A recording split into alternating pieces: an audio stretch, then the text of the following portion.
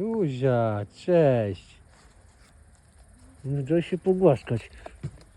No daj się pogłaskać, co? Zuziu, dasz się pogłaskać? Chodź. No daj się pogłaskać, Zuśku.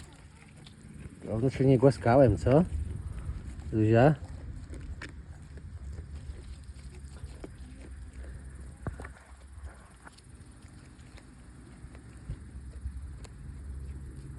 No daj się pogłaskać, Zuziu. O, tak. Tak lubimy najbardziej, tak? Tak lubimy, tak. To jest eleganckie. Zuzia, no daj. Ślicznie.